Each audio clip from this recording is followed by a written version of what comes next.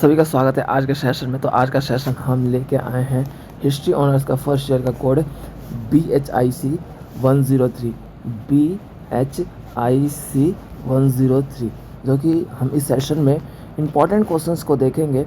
Important question कौन कौन से हैं जो कि आपके एग्जाम के पॉइंट ऑफ व्यू से वेरी वेरी इंपॉर्टेंट है। इन्हीं क्वेश्चंस की आप तैयारी कर लेते हैं तो 80+ मार्क्स से आपका पूरा का पूरा एग्जाम कवर हो जाएगा।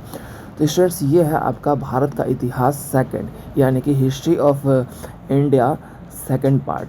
ठीक है, तो हम इसके इंपॉर्टेंट क्वेश्चंस को ही कवर करेंगे, बताएंगे कि कौन कौन से इंपॉर्टेंट क्वेश्चन है, और उसका एक्सप्लेनेशन वीडियो के लिए आप हमें कमेंट्स में रिप्लाई दे सकते हैं या फिर कमेंट्स करके अपने पॉइंट ऑफ व्यू शेयर कर सकते हैं, ताकि हम उसके जो इंपॉर्टेंट क्वेश्चन बताएं उनका फुल्ली एक्सप्लेनेशन वीडियो लेके आएँ। बस हम इस पार्ट में आपके इंपॉर्टेंट क्वेश्चन के झलक को देखेंगे। ओके स्टूडेंट्स, तो चलते हैं, स्टार्ट करते हैं अपनी क्लास को। तो हमारा फर्स्ट क्वेश्चन है, शुंग कौन थे, उनके शासन के रूपरेखा प्रस्तुत करें। देखो, शुंग जो है मौर्य अंतिम व्यवस्था के रूप में, मौर्य राजा जो थे, मौर्य साम्राज्य के जो राजा थे, बृहद्रथ की हत्या करके ना उसने शासन और गद्दी पर विराजमान हुआ, जो कि कन्नौज के हर्षवर्धन राजदरबारी थे। उनके कवि व्यवस्था के रूप में उन्होंने दर्शाया कि शुंग ने शासन या राजगद्दी पर विराजमान हुआ था। ठीक है, और ये एक ब्राह्मण के रूप में था। ठीक है, तो स्टूडेंट्स, ये क्वेश्चन वेरी वेरी इंपॉर्टेंट है, इस क्वेश्चन को जरूर कर लीजिएगा, ये एग्जाम में पूछा जाता है प्रति एग्जाम में। तो बात कर लेते हैं अगला क्वेश्चन। अगला क्वेश्चन है हमारा, सातवाहनों का इतिहास क्या है, वर्णन कीजिए। स्टूडेंट्स, इसके बिना पेपर नहीं बनता। क्या बोल रहा हूँ स्टूडेंट्स, इसके बिना पेपर नहीं बनता। सातवाहनों की जो इतिहास है, उसके साम्राज्य व्यवस्था का शुरुआत है, कैसे हुआ था, कैसे वो फूला फला था, कैसे वो विकसित हुआ था, इस सारी व्यवस्था का वर्णन इसमें करना है। तो सातवाहन का जो हिस्ट्री था, एक्सप्लेन द हिस्ट्री ऑफ 7 वाहन। ठीक है, तो ये आपके इंपॉर्टेंट क्वेश्चन है। इंपॉर्टेंट क्वेश्चंस के रूप में ये क्वेश्चन जरूर पूछा जाता है। अभी स्टूडेंट्स, अगला क्वेश्चन है हमारा, जो कि एग्जाम के पॉइंट ऑफ व्यू से वेरी वेरी इंपॉर्टेंट है। इस क्वेश्चन को भी जरूर कर लीजिएगा आप लोग, बहुत बार पूछा जाता है एग्जाम में। तो हमारा क्या है अगला क्वेश्चन, गुप्त वंश की अर्थव्यवस्था कैसी थी, चर्चा कीजिए। यानी कि देखिए, चंद्रगुप्त मौर्य व्यवस्था के रूप में जो है आपका गुप्त वंश जो था, उसकी अर्थव्यवस्था कैसी थी, उसके बोल सकते इकोनॉमिकल सिस्टम कैसा था, उसके बारे में बताना है। उसके बाद अगला क्वेश्चन आ जाता है स्टूडेंट्स, व्यापार और शहरीकरण क्या है। व्यापार यानी कि बोल सकते हो ट्रेड एंड सिटीजनलाइजेशन क्या है, उसके बारे में बताना है। ठीक है, तो ये क्वेश्चन जरूर पूछा जाता है।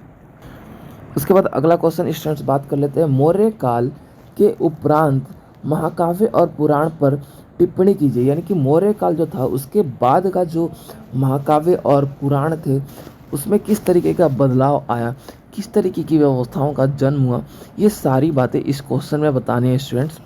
अब बात कर लेते हैं हम अगले क्वेश्चन का। अब अगला क्वेश्चन है स्टूडेंट्स हमारा, शाही आरंभ से आप क्या समझते हैं।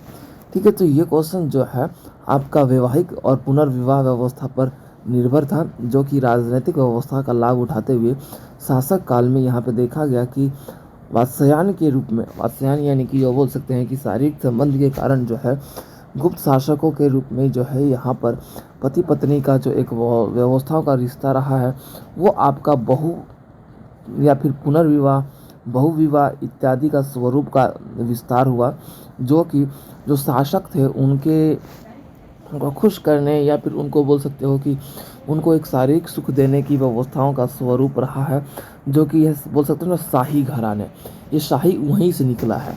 ठीक है, जो शासक थे उनके लिए बोल सकते हो कि बंदोबस्त किया हुआ था। तो ये क्वेश्चन भी पूछा जाता है। अब हमारा अगला क्वेश्चन है स्टूडेंट्स, भारत में लिखित और मौखिक परंपरा का उल्लेख कीजिए। भारत में लिखना और बोलना, इस तरीके की जो संस्कृति है या सभ्यता है, कैसे विकसित हुआ, इसके बारे में बताना है। ये नॉलेजेबल क्वेश्चन स्टूडेंट्स, इनको जरूर कर लीजिएगा। उसके बाद अगला हमारा क्वेश्चन है, उसके बाद हमारा लास्ट क्वेश्चन है स्टूडेंट्स, मौर्य काल के उपरांत व्यापार और सिक्का प्रमाणी के प्रचलन का व्याख्यात्मक विवेचना कीजिए। ये जो क्वेश्चन है वेरी वेरी इंपॉर्टेंट है स्टूडेंट्स, जो आपका व्यापार था वहीं का है थोड़ा बहुत।